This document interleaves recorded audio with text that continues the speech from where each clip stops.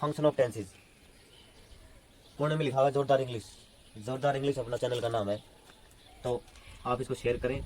Share बाद में करें, पहले क्लास समझें, समझ में आए तो शेयर करें वरना ना करें। ए टेंस में भी डिफाइंड, एक टेंस को शायद डिफाइंड किया जाता है या किया जा सकता है एज दैट फॉर्म, एज किसके रूप में, that form of a verb, verb की वो फॉर्म विच इंडिकेट्स, जो इंडिकेट करती है ये तीन चीजें। दोबारा बताता हूँ, एक टेंस को डिफाइन किया जा सकता है, मे बी डिफाइंड। डेफिनेशन तो बहुत सारी हो सकती है, हम बेसिकली डिफाइंड शायद ऐसे करते हैं, दैट फॉर्म ऑफ वर्ब की वो फॉर्म जो बताती है, जो इंडिकेट करती है क्या, टाइम ऑफ एन एक्शन।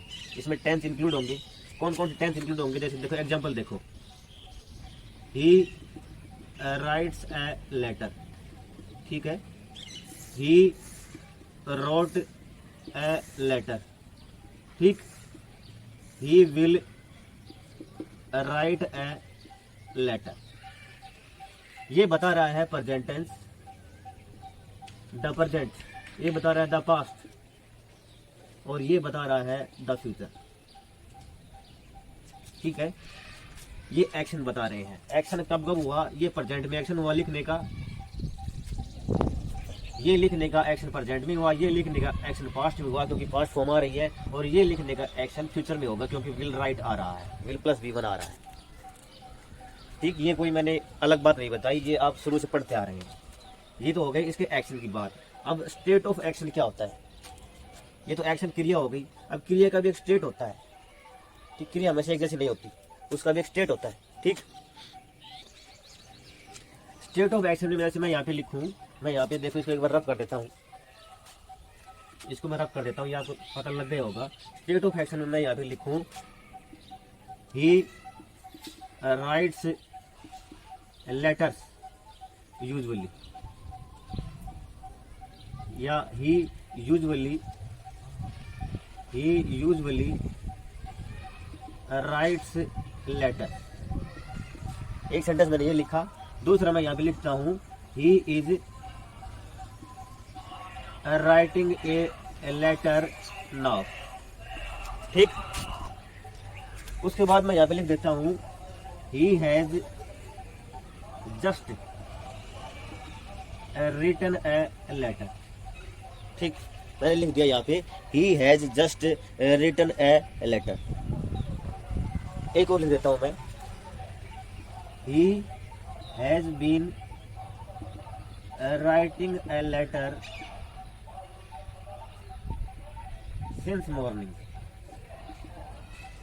ठीक। मैंने लिख दिया कि इसमें स्टेट ये बता रहा है कि एक्शन कब हो रहा है। इसमें तो ऊपर वाला बता दिया कि ये प्रेजेंट में, ये पास्ट में, फ्यूचर में था, लेकिन ये हमें ये नहीं बता प्रेजेंट में कब है, पास्ट में कब है, पास्ट में कौन सा काम कब हो रहा है। तो यहाँ पे स्टेट ये बता रहा है, ये यूजुअली या रोज लिखता है, इसका मतलब ये सिंपल प्रेजेंट टेंस है। ऊपर वाला तो बेसिक है कि प्रेजेंट पास्ट फ्यूचर है, इसमें ये पता लगेगा प्रेजेंट में कब है। प्रेजेंट में भी तो चार होते हैं, प्रेजेंट पास्ट परफेक्ट में चार पार्ट होते हैं कि नहीं होते हैं, ये तो सबको पता है। पहला कौन सा है, इंडेफिनिट होता है। दूसरा क्या होता है, कंटिन्यूस होता है। थर्ड परफेक्ट होता है। उसके बाद परफेक्ट कंटिन्यूस होता है, परफेक्ट। ये चार पार्ट होते हैं किसी भी टेंस, तीनों टेंस के, प्रेजेंट टेंस के, पास्ट टेंस के और फ्यूचर टेंस के। ये चार पार्ट होते हैं। तो 12 हो गए, present indefinite, present continuous, present perfect continuous. ऐसे पास्ट लगा दो इनके साथ, ऐसे फ्यूचर लगा दो, ये इसके पार्ट हुए, ठीक है। स्टेट ऑफ एक्शन में ये बताया जा रहा है, कि काम कब हुआ। चार है इसमें, चार पार्ट मैंने बताया, इन चार पार्ट में से कब हुआ। तो वह रोज लेटर लिखता है, प्रेजेंट इंडेफिनिट हो गया। वह अब लेटर लिख रहा है, रोज नहीं लिखता, इसका मतलब टेम्परेरी एक्शन है। He has just written letter, अभी लिखा है, प्रेजेंट परफेक्ट हो गया। He has been writing letter, सुबह से लेटर लिख रहा है, तो ये प्रेजेंट परफेक्ट कंटिन्यूस हो गया। ऐसे पास्ट भी हो सकता है, फ्यूचर भी हो सकता है। ये स्टेट ऑफ एक्शन, ये फंक्शन बताते हैं, ये इसके फंक्शन है और ये टेंस के नेम है।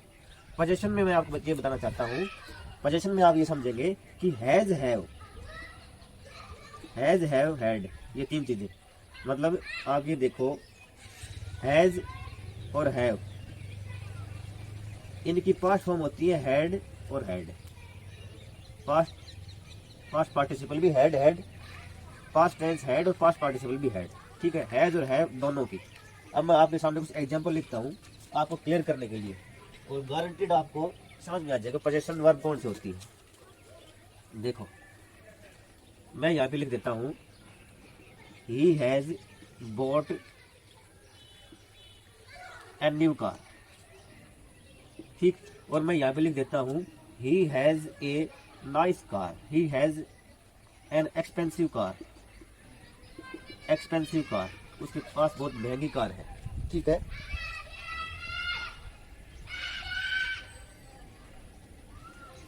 और मैं लिख देता हूं यहाँ पे she has gone to market, market, और मैं यहाँ पे लिख देता हूँ she has a nice phone, a nice phone. अब मैं इसमें आपको ये समझाना चाह रहा हूँ कि एक्शन वर्ब कौन सी है और पोजीशन कौन सा है। He has bought a new car, main verb bought है, बाई बॉट बॉट, इससे पहले क्या लगा हुआ है हैज, ये हेल्पिंग वर्ब है, तो हेल्पिंग वर्ब मेन वर्ब हो नहीं सकती। He has an expensive car, उसके पास एक बहुत ही महंगी कार है, कार का मालिक है, पोजीशन में क्या होता है मालिकाना हक, belongingness. He has an expensive car, has यहाँ पे पोजीशन बता रहा है, स्टेट बता रहा है, उसके पास कार है, इसमें कोई एक्शन नहीं हो रहा है, उसने कार पहले खरीदी थी, अब उसका मालिक है, उसका मालिक होने का ये स्टेट चल रहा है, अवस्था चल रही है, उसमें पोजीशन दिखा रहा है ये। सी हैज गॉन टू मार्केट, वह मार्केट चली गई है, गॉन मेन वर्ब है, हैज हेल्पिंग वर्ब है। सी हैज ए नाइस फोन, उसके पास एक बढ़िया फोन है, तो हैज के बाद कोई वर्ब नहीं आ रही है, तो फोन की मालकिन है वो, तो हैज जब पोजीशन दिखा रहा है। तो बोट वाले में और गॉन वाले में ये एक्शन वर्ब है, और इन दोनों में जिनमें मेन वर्ब नहीं आ रही है इसमें पोजीशन दिखा रहा है। जितनी भी हेल्पिंग वर्ब हैं उनमें अगर उनके बाद मेन वर्ब नहीं आ रही है तो खुद मेन वर्ब काम करने लग जाती है।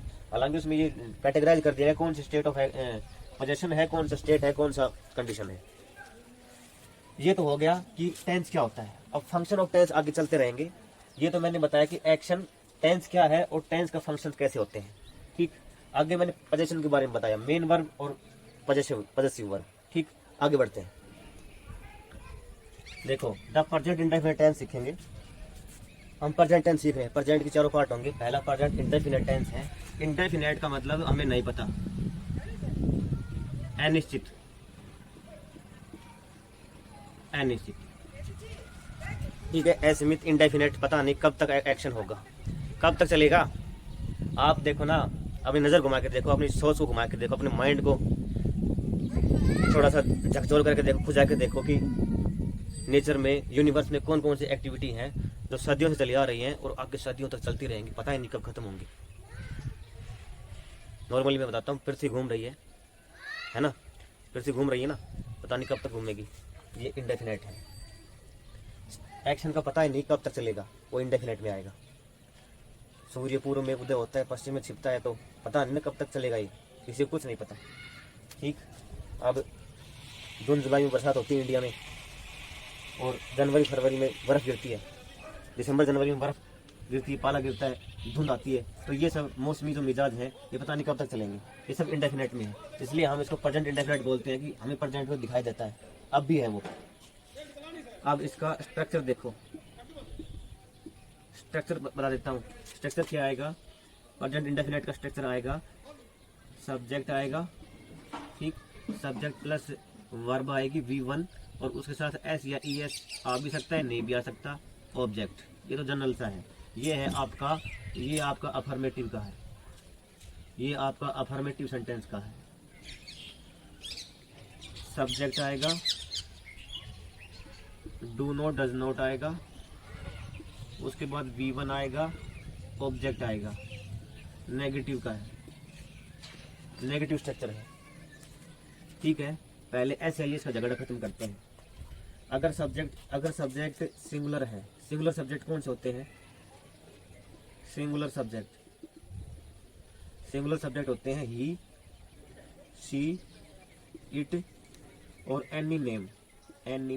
नेम किसी का भी हो सकता है, आदमी का, चीज का, स्थान का, किसी का भी हो सकता है, ठीक। और प्लूरल सब्जेक्ट या नाउन कौन से होते हैं, दे, वी, यू और मोर देन मोर than one noun, one name, एक नेम से दूसरा नेम होते ही प्लूरल में काउंट हो जाएगा। ठीक है, अब देखो अफर्मेटिव की बात करेंगे। सब्जेक्ट आ गया जैसे विशाल, ठीक है, विशाल लर्न्स इंग्लिश, विशाल इंग्लिश सीखता है, विशाल इंग्लिश सीखता है, लर्न्स एस लगा देंगे। ये वर्ब है, ये सब्जेक्ट है, ये ऑब्जेक्ट है, वर्ब के साथ एस लगा दिया क्योंकि विशाल क्या है, नाउन, नेम है, कौन सा नेम है, सिंगुलर नेम है, सिंगुलर सब्जेक्ट है, एनी नेम। ठीक है, तो ये अगर आए, ये सारे आए सब्जेक्ट में तो वर्ब के साथ एस या ईएस लग जाएगा। ईएस किसके साथ लगेगा, ईएस किसके साथ लगेगा, जो वर्ब किससे खत्म हो, सी एच से, एस एस से, ई एस से, ठीक है, ओ से, एक्स से और एस एच से। ठीक है, एक मिनट, एस एच से, C H double S S H O X, इनमें अगर वर्ब खत्म होती है लास्ट में तो ई एस लगेगा।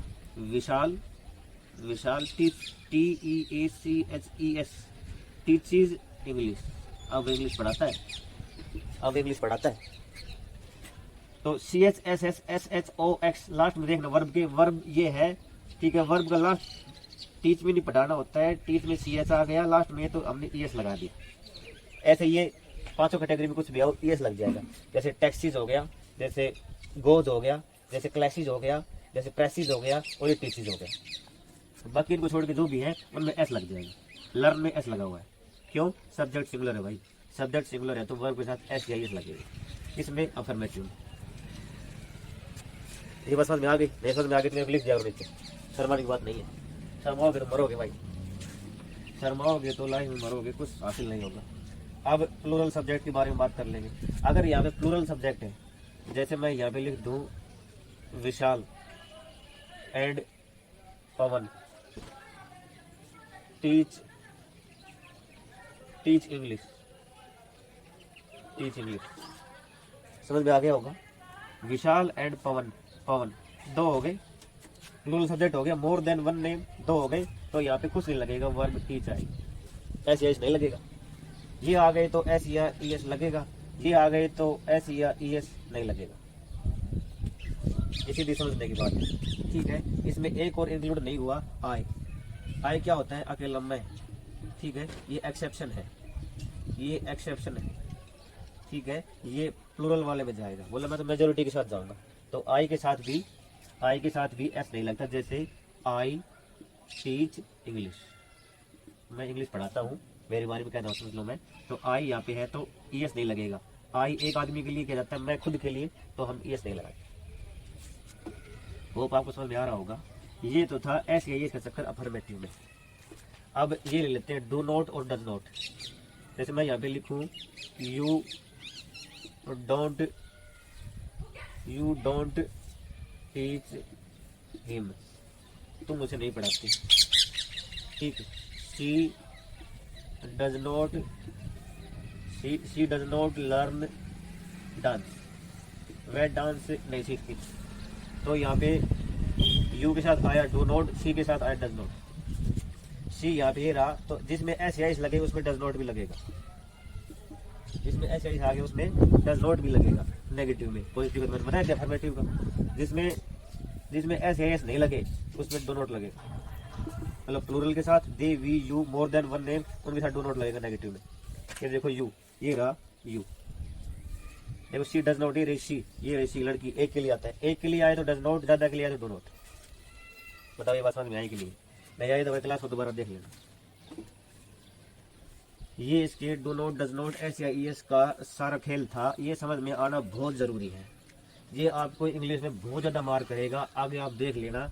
यही मार करता है, बड़े बड़े जितने भी सब्जेक्ट वर्ब एग्रीमेंट आएगा, टेंसेस आएंगे आगे, प्रेजेंट का जितना भी, उसमें यही मार करेगा, यही मार करता है। तो आज इतना ही समझाऊंगा मैं। आगे जो इसके रूल्स है ना, रूल्स, प्रेजेंट इंडेफिनिट टेंस के रूल्स, वो अगली क्लास में देखने को मिलेंगे आपको। तो आज के लिए थैंक यू।